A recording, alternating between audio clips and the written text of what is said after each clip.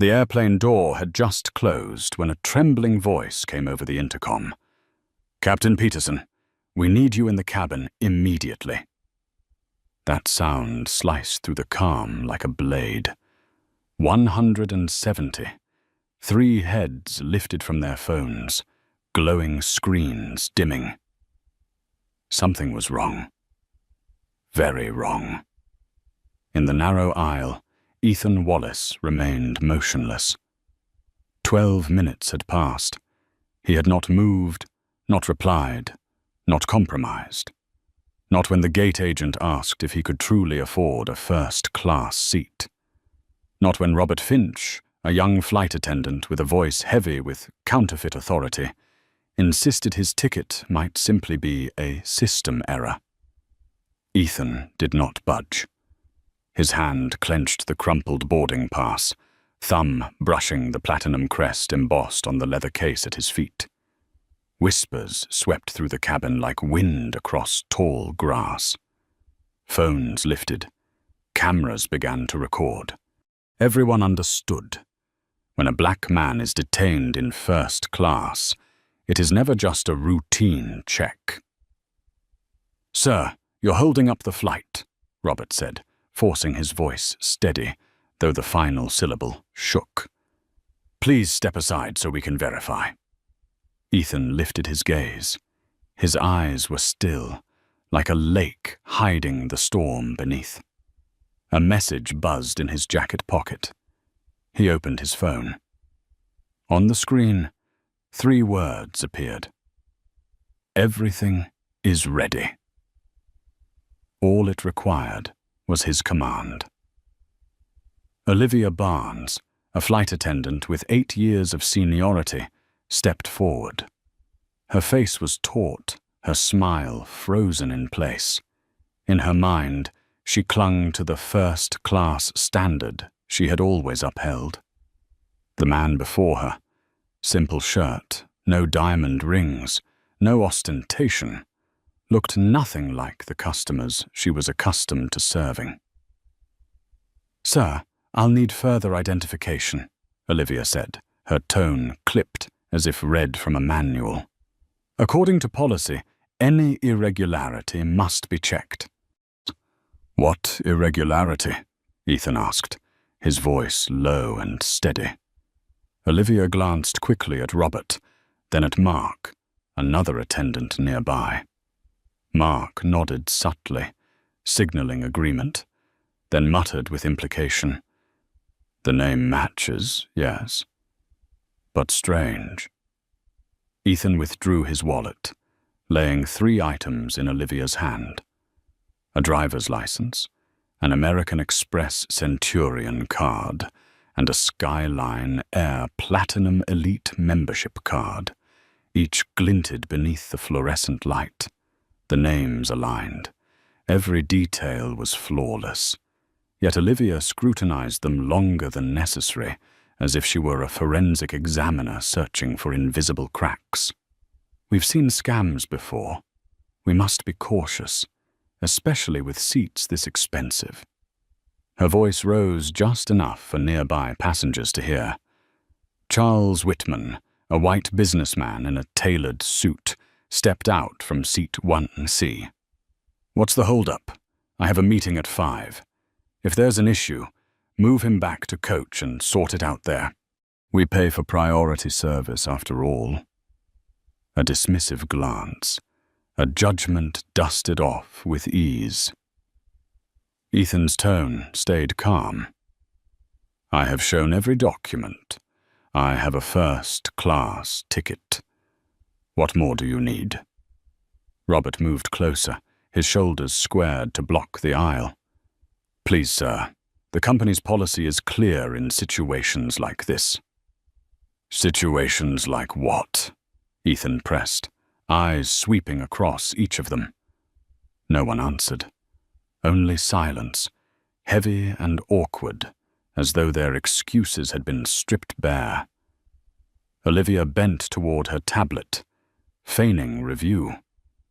Mark coughed into his fist. Dissatisfaction rose in the cabin. Murmurs blended with the click of recording phones. The air thickened. Charles Whitman spoke again, this time with sharpened authority. "Enough! Put him in coach, then handle the rest. We have schedules to keep." Ethan answered with only one sentence. "I'm not going anywhere." His voice was not loud, but it cut through the silence like a blade. "I hold seat 2A. I will sit in seat 2A. I will not surrender it to anyone." Olivia's frozen smile fractured. Robert glanced at his watch. Mark's jaw tightened, and in that instant, a truth seeped through the cabin. The man they tried to push aside was not afraid. He stood firm, solid as stone in a rushing river. For Ethan Wallace, the words "I'm not going" were not mere defiance. They were the vow of a lifetime.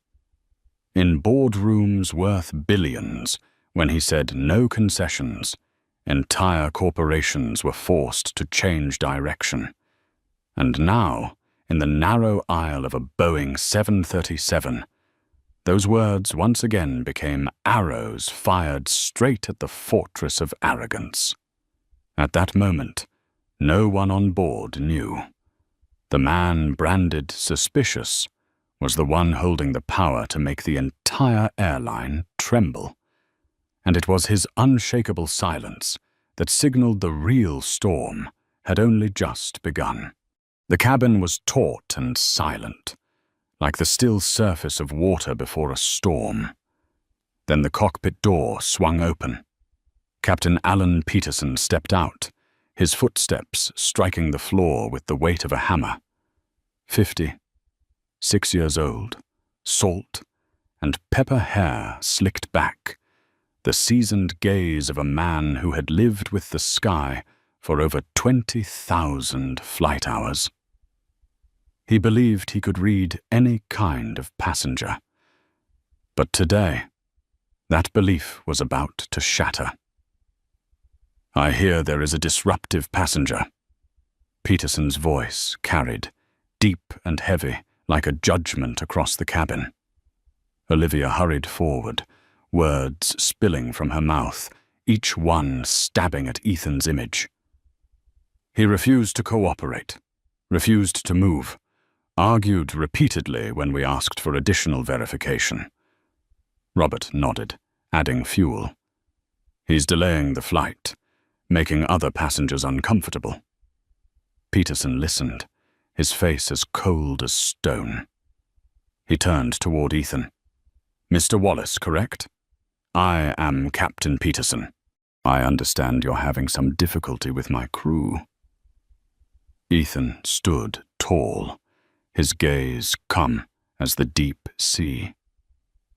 "No, Captain. I'm not having difficulty. I'm sitting in my assigned seat, with a first-class ticket and valid identification.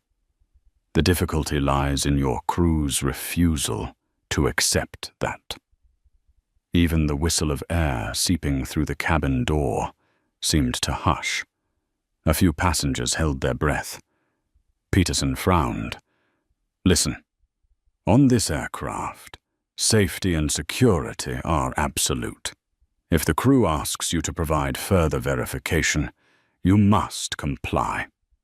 That's policy." "I have already provided full documentation," Ethan replied. "What more do you require?" "It's not for you to decide." Peterson cut him off, his voice as rigid as steel. "This is my aircraft. Any regulation I enforce is for the protection of passengers." Murmurs rippled through the cabin. A few passengers scoffed, recognizing the hollow excuse. A young woman, Jasmine Lee, raised her phone higher, her lens capturing every detail. Ethan kept his eyes locked on the captain. "Then tell me, what is it about me that makes you feel unsafe?" Peterson faltered for a beat, then narrowed his eyes. "You refused to cooperate. That is the concern. A flimsy answer, swallowed by mocking laughter from passengers behind. Tension thickened like a drumbeat. Ethan calmly unlocked his phone. His finger moved to a contact marked in red. Executive office. "What are you doing?" Peterson demanded, his voice rising. "Making a call," Ethan answered, steady. "You cannot use electronic devices while the aircraft is still at the gate. FCC regulations." Peterson fired back, clinging to the thinnest of reasons. Laughter spilled from the rows behind. Someone whispered, "That's absurd." Ethan lifted his head, his gaze sharp as ice. "You're truly citing phone restrictions to stop me from making a call while we're still at the gate?" Peterson's face flushed red, his fist tightening. "I'm ordering you to comply. This is your final warning." "Final. If you don't step aside, I will have you removed from this aircraft." The words dropped into the cabin like stones into a well. Every eye turned to Ethan. He did not stand. He did not move. He only spoke 3 words, each one cutting like a blade. "I am not." Peterson checked his watch. The flight was now 12 minutes late. Hundreds of passengers' eyes burned like fire at his back. Pressure from the airline, from time, from his own pride, pressed heavily on his shoulders. "Mr. Wallace," Peterson lowered his voice, but each word struck like a hammer. "I order you, leave this plane, immediately." "On what grounds?" Ethan asked. "Failure to comply, disruptive behavior, your choice." Ethan held his gaze, the edge of a smile forming. In that moment, he was not simply a passenger being insulted. He was a commander who had lived on the chessboard of power. He recognized the moment had come, the breaking point where only one question mattered. Who would blink first? He did not blink. Ethan's voice rang across the cabin, as forceful as a gavel cracking the silence. "Captain Peterson, let us be clear. You are ordering me off this plane, not because I broke regulations, not because I threatened safety, but only because your crew is uncomfortable for seeing a black man in a first-class seat, and you are choosing to defend their discomfort instead of justice." His words struck like lightning, tearing apart the false facade. The cabin erupted. Some passengers bowed their heads in shame. Others nodded in agreement. Jasmine stepped closer, camera fixed on the scene. Peterson's face drained, his voice breaking into a shout. "You are slandering me!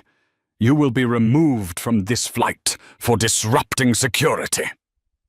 But at that very moment, the authority he thought he commanded began to slip through his fingers. The murmurs inside the cabin fell silent when 2 figures in blue uniforms appeared at the aircraft door. Airport security. Broad-shouldered, heavy steps, eyes trained from years of handling drunks and troublemakers. But when they saw the man seated calmly in 2A, an elegant briefcase at his feet, shirt crisp and pressed, they hesitated. This was not a troublemaker. This was a successful businessman, impossibly composed amid an atmosphere ready to explode. "What's going on here?" one officer asked, his voice low and steady. Peterson seized the chance, pointing at Ethan.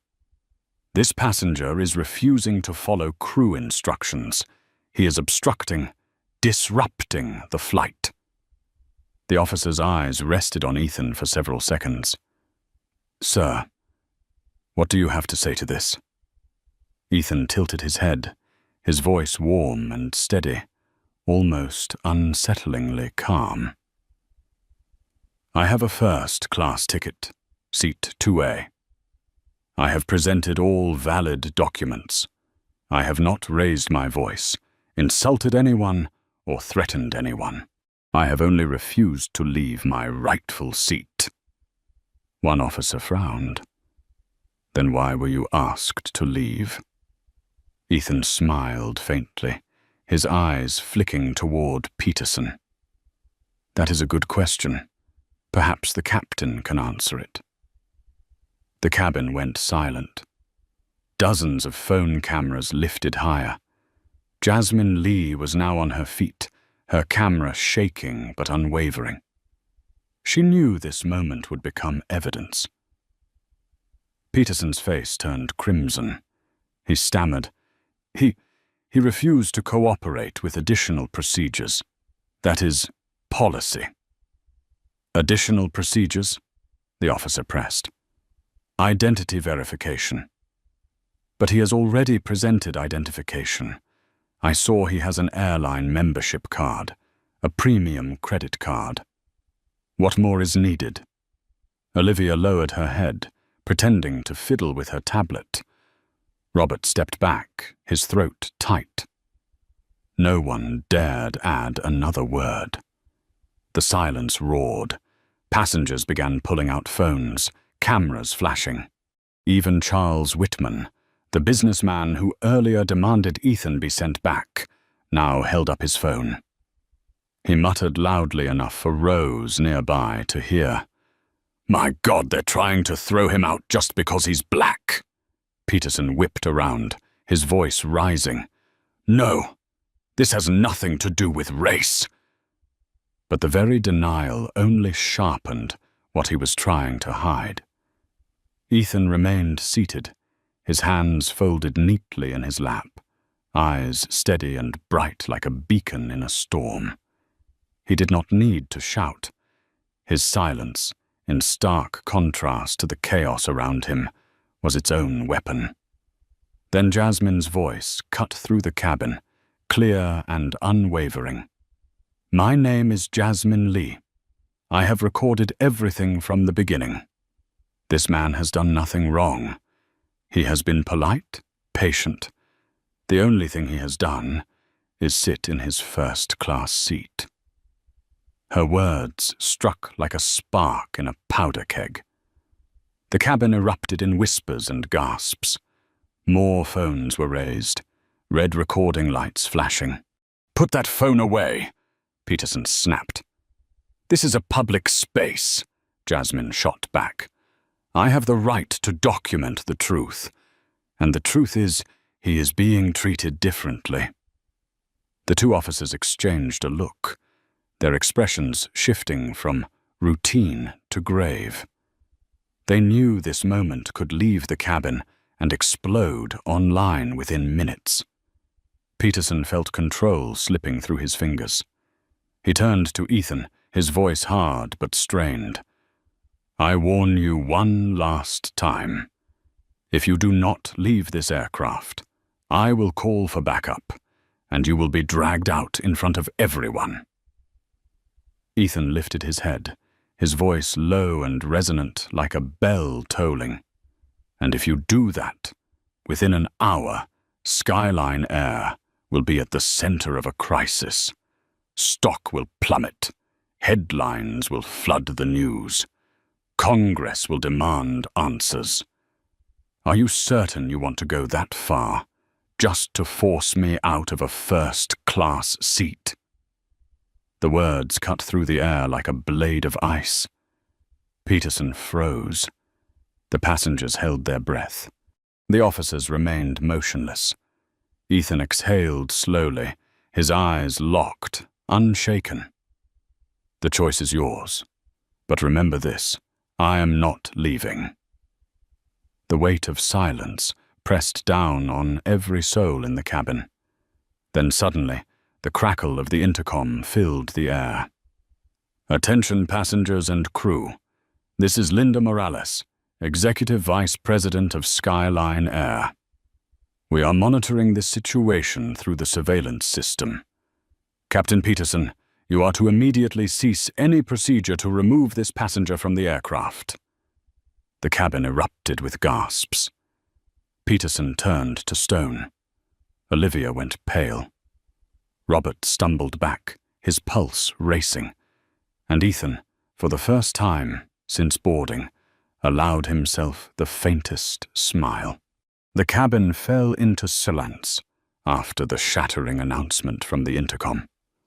Only the pounding heartbeat of those involved echoed in their ears.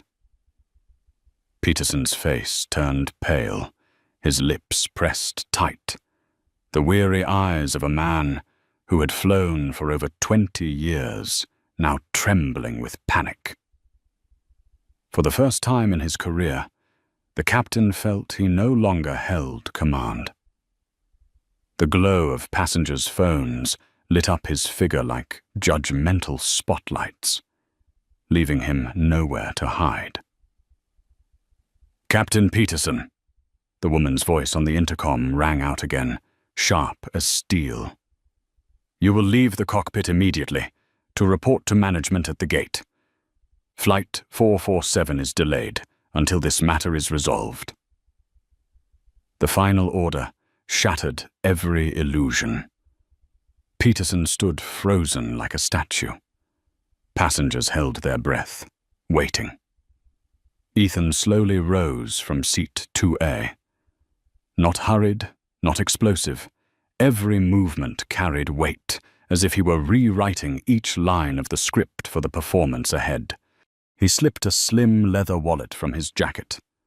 As it opened, the cabin lights reflected off a metal card engraved with the words, "Skyline Air, Chairman and Chief Executive Officer."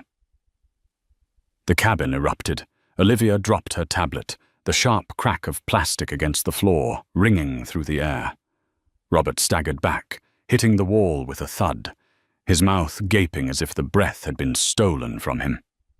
"Ladies and gentlemen," Ethan's voice carried clear and steady across the cabin. "My name is Ethan Wallace, Chairman of the Board and Chief Executive Officer of Skyline Air. And just now, I experienced what thousands of passengers endure every day: discrimination, suspicion, and humiliation, simply because I am a black man sitting in first class." Each word landed like a blade striking the table. The passengers froze. Many nodded, their eyes glinting with recognition. Charles Whitman, the man who had first dismissed him, now lowered his head, phone still recording, but his face flushed red with shame. Jasmine stepped closer, her camera trembling as she captured the moment she knew would spread worldwide. Ethan turned to Peterson, his voice calm, yet laced with the chill of authority. "In the last 15 minutes, you and your crew tried to remove the very owner of this aircraft. Do you understand the consequences of that?" Peterson stammered, his lips dry and cracked. I didn't know. I never. Exactly. You didn't know, and that is the problem." Ethan's voice struck like a hammer. "You didn't care who I was or what I had done. You only saw a black man in first class, and that alone was enough for you to decide I did not belong here." The cabin was deathly still, every passenger's eyes locked on Peterson, as though watching a man bury his own career. Ethan drew a steady breath, then turned to Olivia and Robert. "The same goes for both of you. Or you created a hostile environment, sowed baseless suspicion, and humiliated a paying customer. You are suspended from duty, effective immediately." Olivia broke down in sobs, her voice cracking. "Please, I have a family. Ethan did not raise his voice, but his eyes were resolute and unwavering. "You should have thought about your family before you decided skin color mattered more than a boarding pass." Robert stood speechless, his face ashen, his trembling hands clutching a pen as though it might anchor him. He knew excuses were meaningless now. 2 skyline managers in uniform appeared at the cabin door, their faces tense, their movements efficient. "Captain Peterson, please come with us. Olivia Barnes and Robert Finch prepare to leave the flight for investigation." Peterson stiffened, then staggered forward, each step heavy as stone. Passengers watched, some shaking their heads. Olivia and Robert quietly gathered their things, Olivia's sobs muffled by the hum of the intercom. Ethan sat back down in seat 2A, his breath slow and steady. For the first time since boarding, no one dared to question whether he belonged there. The atmosphere shifted. Passengers regarded him with respect, mixed with unease.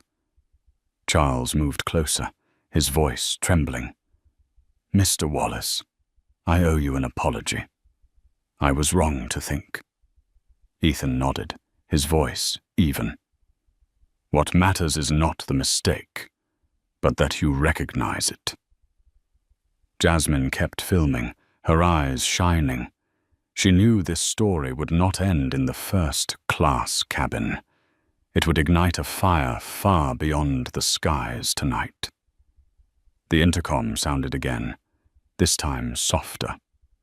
"Ladies and gentlemen, this is your new captain, Jennifer Walsh. We sincerely apologize for the incident. The flight to New York will depart in just a few minutes." As the engines roared to life, preparing for taxi, Ethan leaned back, eyes closing. He knew the battle had only just begun. The engines roared as the plane rolled out onto the runway. Outside the window, city lights blurred through a thin veil of rain. Inside the cabin, silence hung heavy. Everyone had just witnessed a reversal of power. A CEO treated as an intruder on his own property, and within minutes, the balance of authority had shifted entirely. Ethan sat upright in seat 2A. His hands rested on his lap, his eyes half closed, but his mind turned like a storm. Every image still echoed: the suspicious glances, the sharp commands, the muffled laughter mixed with awkward silence. He had seen this before in boardrooms, when rivals tried to push him out of negotiations. But this time was different. This was not a deal. This was dignity. A soft ding signaled the intercom. A warm female voice came through. "Mr. Wallace, this is Linda Morales from the executive office. I want you to know that the entire incident has been recorded and is being transmitted directly to the board of directors. When you arrive in New York, we will convene an emergency meeting to implement disciplinary actions and necessary reforms." Ethan pressed the microphone button beside his seat. His voice rang out, clear for every passenger to hear. "Thank you, Ms. Morales. But remember, this is not just an incident. It is a symptom of a disease. If we do not address the root, it will repeat.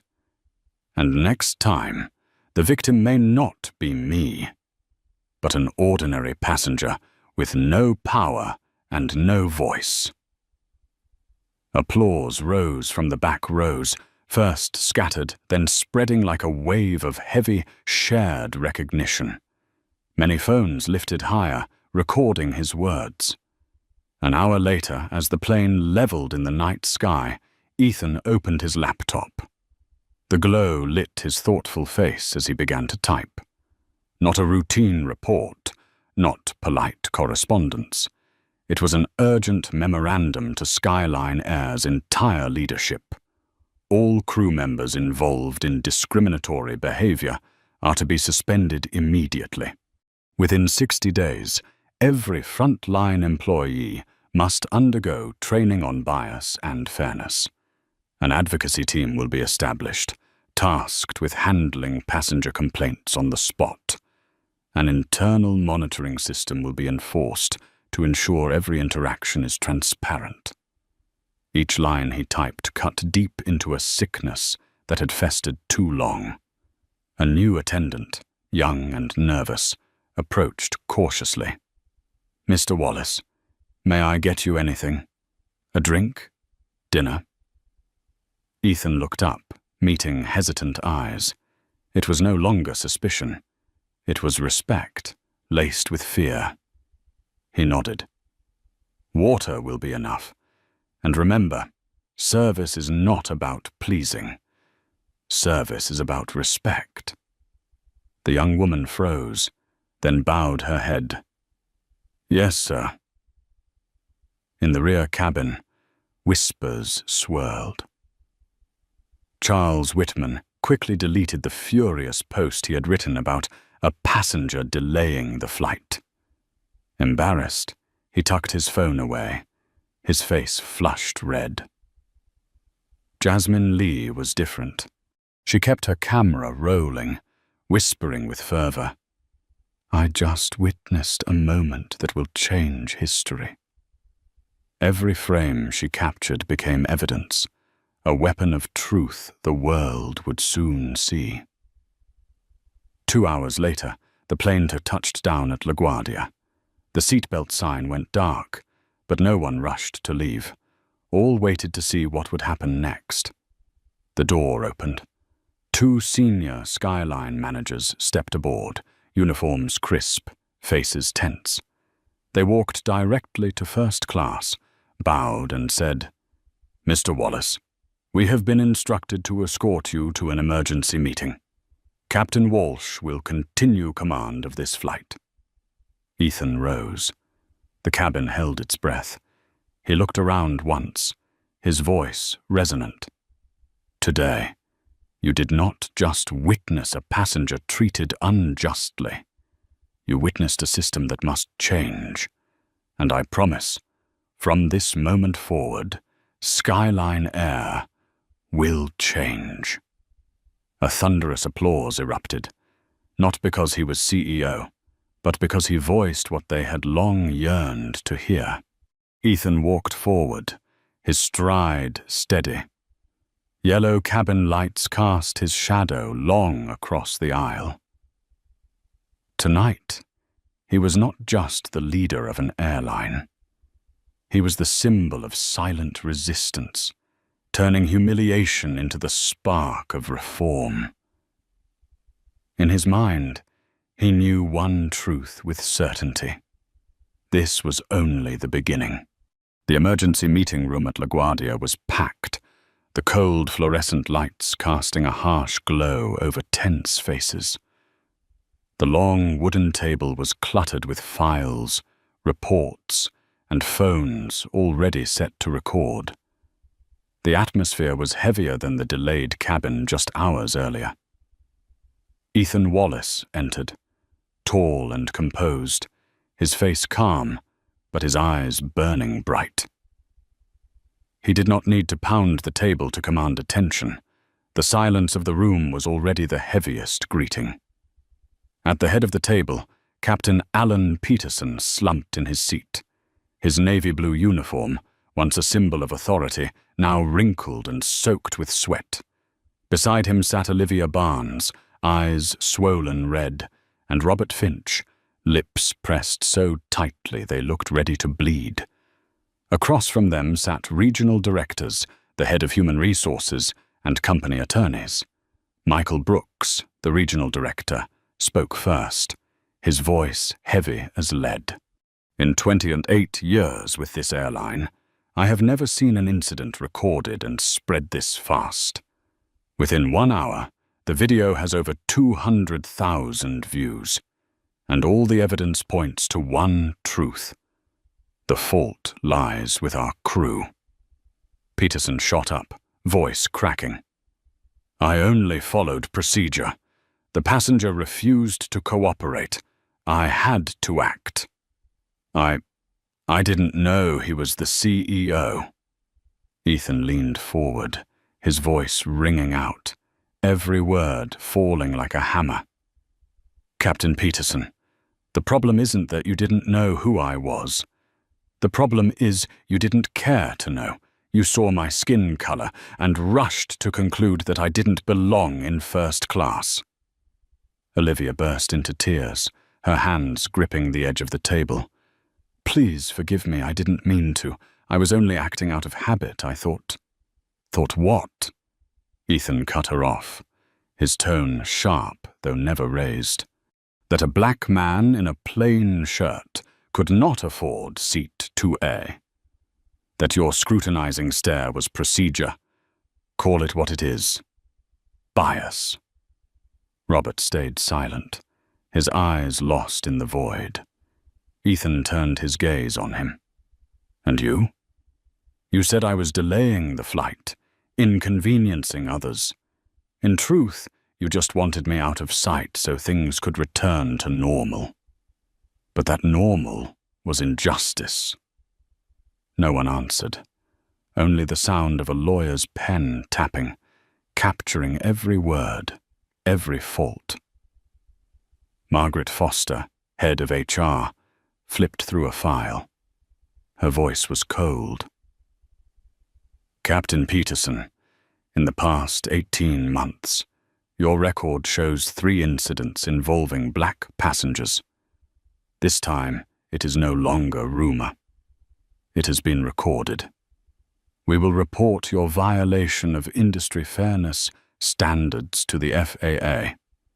The suspension of your license is almost certain." Peterson collapsed inward, like a kite with its string cut. 30 years of career vanished in 15 minutes of error. Olivia and Robert bowed their heads, their hands trembling. Margaret turned to them. "Both of you are suspended indefinitely, pending investigation. But with video evidence and dozens of passenger statements, I fear your careers in this industry are over." The sound of muffled sobs filled the room. Ethan closed his eyes for a moment. He did not feel triumph. This was not a personal victory, but proof of a systemic illness. He opened them again, his voice slow yet resonant. "I am not here to destroy careers, but I will not allow my passengers, any passenger, to suffer the same humiliation I did today. Skyline Air will change, and that change begins with accountability." Michael Brooks nodded firmly, his eyes resolute. "Mr. Wallace, the board is ready. We await your directive." Ethan placed his hand on the table, his voice sharp and commanding. "First, every crew member must complete bias training within 60 days, no exceptions. Second, we will establish an immediate hotline for passengers to report discrimination. Every report will be logged and transparent. Third, any act of discrimination, no matter how small, will result in immediate termination." Each declaration struck the table like a gavel, forcing every back in the room to straighten. Peterson tried to speak once more, but only a whisper escaped. "Mr. Wallace, please, I've dedicated my life to this airline." Ethan's gaze was steady, cold, but not cruel.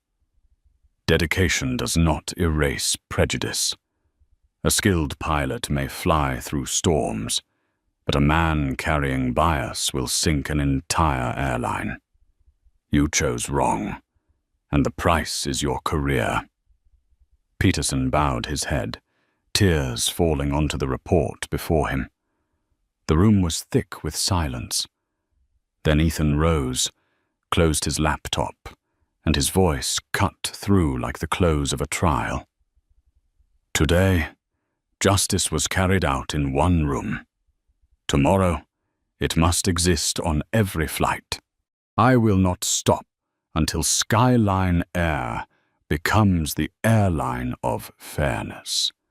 Everyone stood, not out of formality, but because they felt the fire in his voice. Beyond the glass window, the lights of New York shimmered, reflecting the silhouette of Ethan Wallace, not just a CEO, but a man leading a quiet revolution, beginning from seat 2A and spreading across the skies. The next morning, Skyline Air's headquarters in Manhattan was in turmoil. Hallways buzzed with ringing phones, television cameras crowded the main lobby, and the airline's silver-blue logo filled every news screen. Headlines blared, "The 2A moment shakes the airline industry." Skyline Air faces unprecedented crisis. But Ethan Wallace did not hide. He chose to step into the light. The press room blazed with flashes. Hundreds of reporters jostled, microphones thrust forward. Ethan appeared, moving with calm assurance, his face composed but his eyes blazing. A perfectly tailored black suit, a deep navy tie against a crisp white shirt, not to flaunt, but to deliver a message. True leadership was here. He placed his hand on the podium, his voice resonant and steady. "Ladies and gentlemen, I am not here to tell a personal story. I am here to lay bare a truth. Yesterday, I was doubted, stopped, and nearly dragged out of a first-class seat.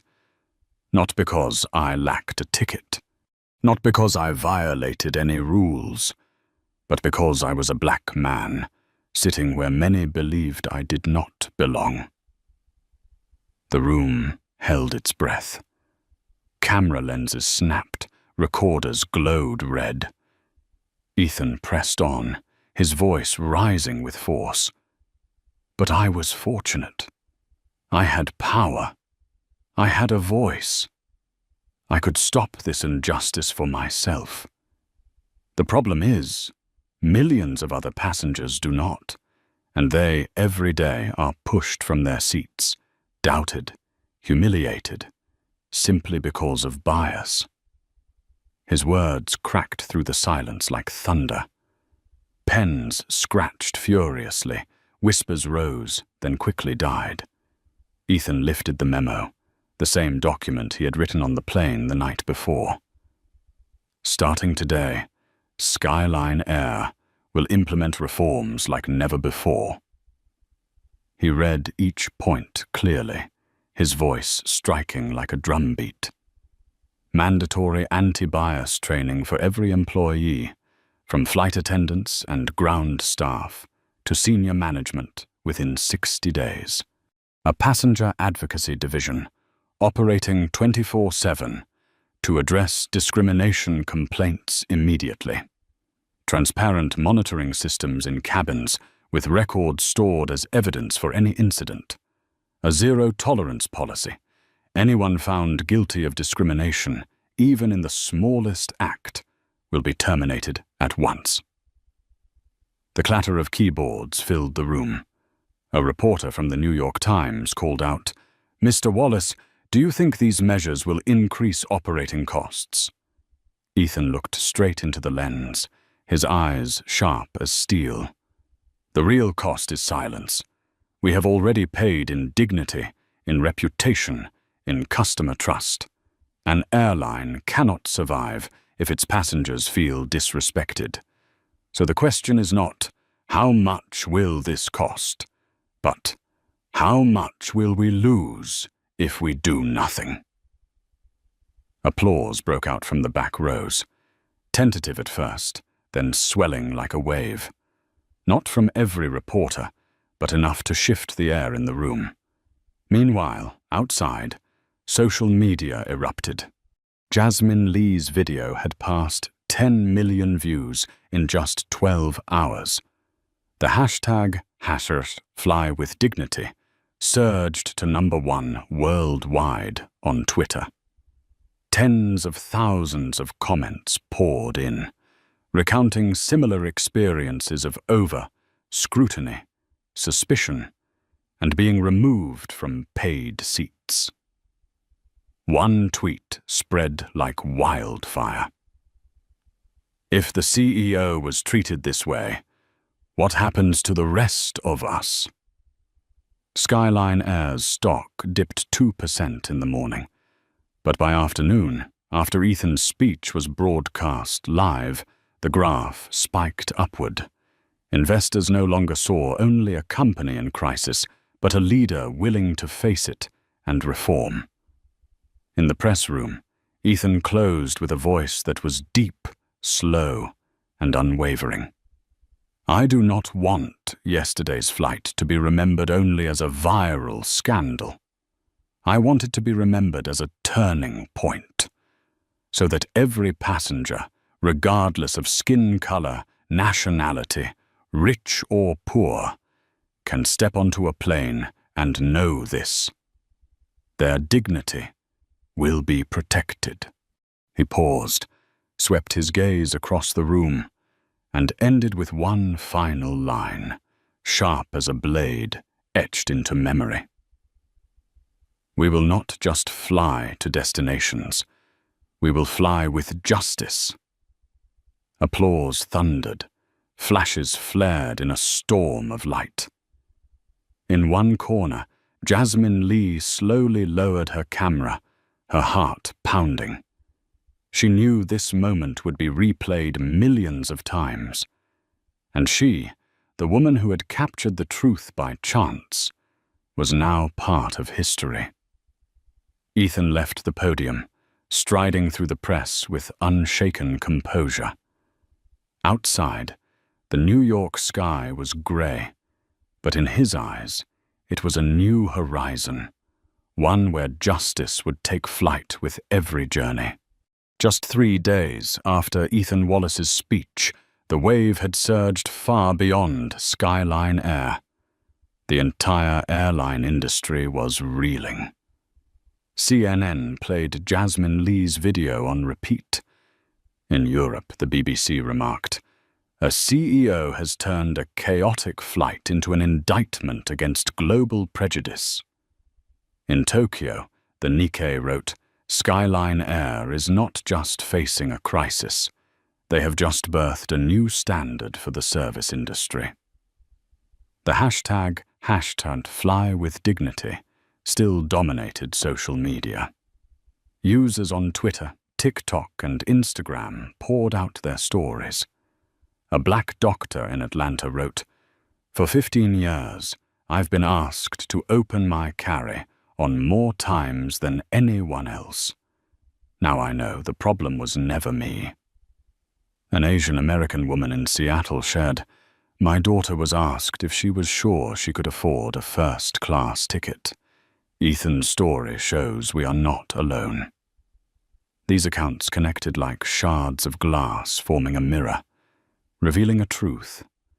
Prejudice was not an accident, it was systemic.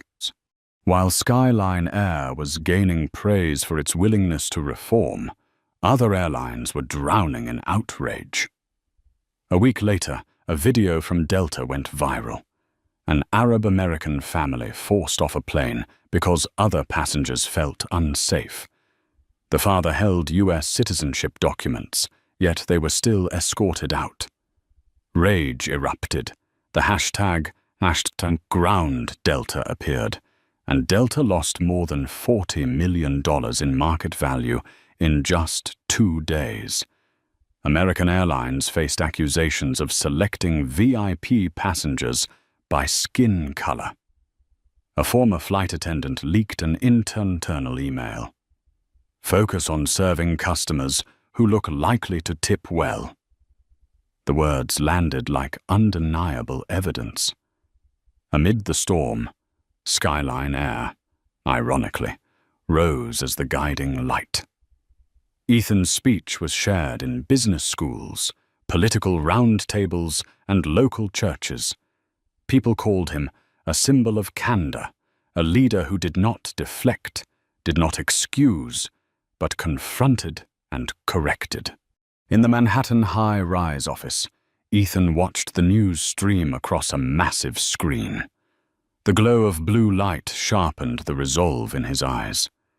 Beside him, Chief Financial Officer Margaret Foster reported, "Mr. Wallace, this quarter we're down about 2% in short-term profit due to flight delays and reform implementation, but bookings rose 15% in the past week. People are choosing Skyline because they trust us." Ethan nodded. Trust is the most valuable currency. Lose it, and every number is meaningless. The door opened. Linda Morales, Executive Vice President, entered with a thick folder in hand. "Mr. Wallace, Congress just reached out.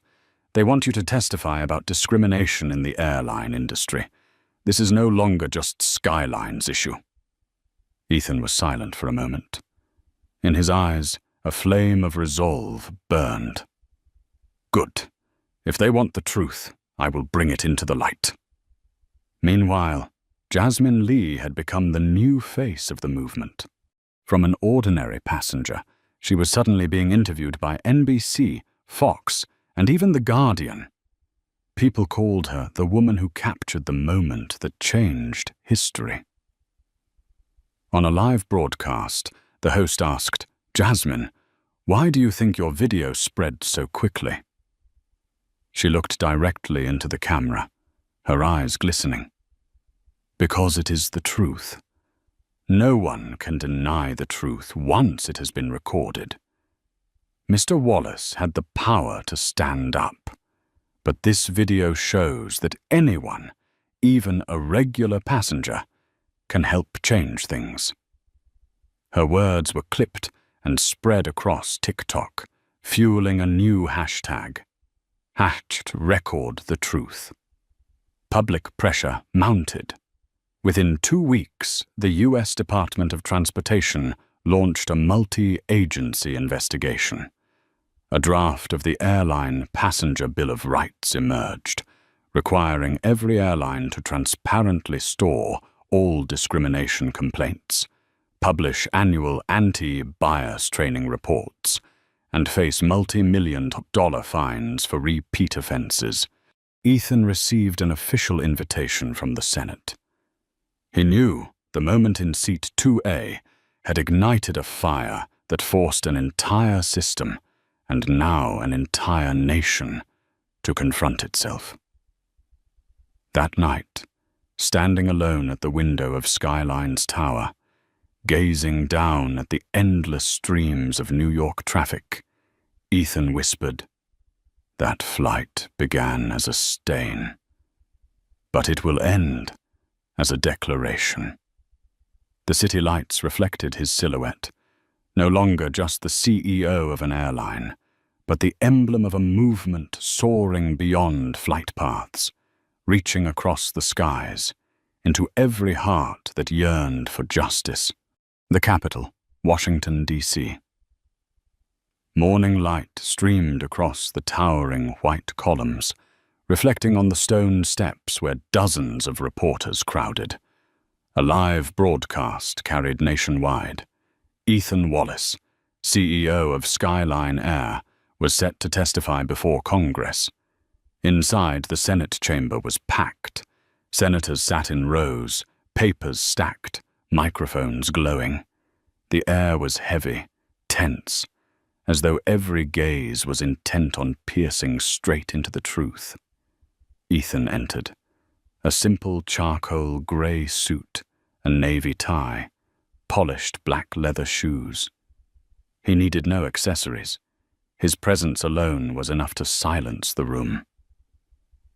When he sat down, the sound of cameras firing filled the chamber like thunder. Senator James Harrison, known for his conservatism, opened. "Mr. Wallace, thank you for being here. Tell us what truly happened on Flight 447. Ethan raised his head. His voice rang deep and clear. "Ladies and gentlemen, that day I was not a CEO. I was simply a black passenger with a first-class ticket. And for that alone, I was doubted, treated as an intruder. I had every document, every right. Yet I was still asked to leave the plane. Not for security, but for prejudice. The words echoed through the chamber. A few senators nodded. The audience behind murmured softly. Ethan continued. I had the power to reverse the situation, but millions of others do not. Every day they are humiliated, pushed to lower seats, stripped of dignity because of how they look. That is not personal failure. That is systemic failure. Senator Maria Alvarez leaned toward her microphone. Mr. Wallace, what solutions do you propose to end this? Ethan opened his case, pulling out a thick file, dropping it firmly on the table.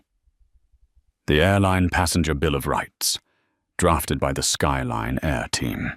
It includes mandatory anti-bias training, transparent reporting systems, severe financial penalties, and a mechanism to allow passengers to file direct complaints on the spot. Harrison frowned. But this will raise costs significantly across the industry. In the end, passengers will pay the price. Are you sure this is the right path? Ethan's eyes burned as he looked directly at him. Which cost is greater? A few million for training, or hundreds of millions lost in a crisis of trust? More importantly, which cost is greater than the dignity of a human being? Silence fell. The question hung in the air like a mirror reflecting every face. Outside, the public watched live. In a cafe in Atlanta, black passengers applauded when they heard Ethan speak. In Los Angeles, an Asian American family whispered with tears in their eyes. Finally, someone speaks for us. On Twitter, the hashtag #Airline Bill of Rights shot to the top of the trends. Meanwhile, the fates of those who once opposed Ethan became clear. Alan Peterson, the former captain, sat alone in his empty Atlanta apartment. On the table lay a termination letter and a permanent license revocation notice from the FAA. His phone rang, but he dared not answer. The news now called him the most infamous discriminatory pilot in America. 30 years of career vanished in 15 minutes of failure. Olivia Barnes, the veteran flight attendant, sought work at a small suburban hotel. But every response was the same. We cannot hire someone tied to the Skyline scandal. At night, she held her child close, tears streaming as she replayed the moment she threw away her career for a prejudiced glance. Robert Finch, the young attendant, was shunned by friends. He tried entering other service industries, but his name appeared instantly on Google, forever linked with the phrase first-class injustice. The look from every employer was the same: cold. They all learned the same lesson. Prejudice not only destroys others, it destroys oneself. Back in the hearing, Ethan closed with a slow, deliberate voice. Ladies and gentlemen, the law exists to protect the powerless, not only the powerful. If even I, the CEO of an airline, can be dismissed, then how many nameless passengers are silently suffering? We cannot allow this to continue. It is time to change. The chamber erupted in applause. Even Harrison, once doubtful, gave a slight nod. That day, the draft Airline Passenger Bill of Rights won overwhelming support. Senators from both parties declared, "Justice in the skies will no longer be a slogan, it will be the law." That evening, Ethan returned to his hotel, standing by the window overlooking the lights of Washington.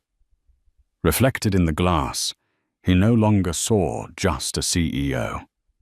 He saw a new symbol, a man who had turned Seat 2A into a battlefield, and from it launched a movement reshaping a nation. He closed his eyes, taking a deep breath. The journey was not over, but today he had taken a giant step forward. 6 months after Flight 447, the world of aviation was no longer the same. The electronic board at JFK flickered with departure updates, but on the TVs mounted in the terminal, the news was no longer about delays or fuel prices. Everything revolved around 3 words: fly with dignity. Congress had passed the Airline Passenger Bill of Rights with overwhelming support. The new law required every airline to record and disclose data on discrimination, with penalties of tens of millions of dollars for repeat violations. Airlines rushed to roll out anti-bias training programs, not because they wanted to, but because they dared not defy the tide of public demand. But that wave did not stop at the skies. In Chicago, a major hotel chain announced a fair check-in policy, promising room assignments strictly based on booking order, not on appearance or ethnicity. In California, a car rental company overhauled its entire class system to prevent black customers from being given older cars. Even major banks faced scrutiny, forced to amend lending practices to eliminate invisible selection. The movement spread like wildfire across a dry forest, and it all began with Seat 2A. At Skyline Air's Manhattan headquarters, Ethan Wallace stood at the massive glass window overlooking the city ablaze with lights. On his desk lay the latest report. Customer satisfaction up 28%. Ticket bookings at the highest level in the company's history. But what made him smile was not the numbers, it was the printed email beside them. Dear Mr. Wallace, I am an ordinary passenger. Last week, when a flight attendant started to re-check my ticket, her colleague stopped her and said, "At Skyline, dignity does not need verification," I cried. "Thank you for changing everything." Ethan folded the paper, his gaze distant. He knew the work would never be easy. But words like these were the fuel that kept him going. Meanwhile, Jasmine Lee, the young woman who had filmed the video, was in her 2nd year at Howard University Law School. She had just started an internship at the Dignity Defense Fund, the organization Ethan founded with $50 million, now grown to $200 million thanks to massive donations. Its office overflowed with case files, passengers removed from flights for speaking another language, guests denied service at hotels, countless small but painful stories. Jasmine told her colleagues, "The day I raised my phone, I only wanted to record the truth. But I've learned this. When the truth is exposed, it can change an entire system." Her words resonated in the room full of volunteers. They knew they were working not just for an airline, but for the world. At Yale, Professor David Thompson lectured his civil rights law class. Before Skyline, cases of discrimination were often dismissed as personal grievances, too hard to prove. But when technology meets courage, we have evidence that cannot be denied. The Ethan Wallace case is a turning point. From one passenger to a reformer. On the screen behind him, an image of Ethan sitting calmly in Seat 2A appeared. More than 200 students sat in silence. A year later, Ethan took the stage at the National Urban League Conference. 3,000 people packed the hall, applauding thunderously. He raised his hand for quiet, then spoke, his voice deep and resonant. "Change does not begin in boardrooms. It begins in the moment when one person refuses to yield to injustice. I sat down in seat 2A, but I refused to leave, and that refusal created a movement. He paused, his eyes sweeping the crowd. Dignity is not a privilege. Respect is not a gift. Justice is not something to be begged for. They are basic rights, non-negotiable. The hall erupted, many rising to their feet, tears streaming. After the event, a little black girl, about 8 years old, clutched her mother's hand and shyly approached. "Mr. Wallace," she whispered, "my mom said you made it safe for us to fly." Ethan knelt to meet her eyes, gently holding her small hand. "You were always safe, little one.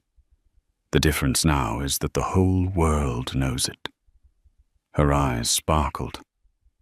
In that moment, Ethan knew every effort, every battle, was worth it. Outside, the night sky glowed with the lights of departing planes. The roar of engines echoed like a triumphal anthem. A new flight took off, carrying hundreds of passengers, and a message spreading across the globe. Justice may begin with one seat, but it will never end there. Ethan Wallace stood by the window, watching silently. He was no longer just the CEO of Skyline Air.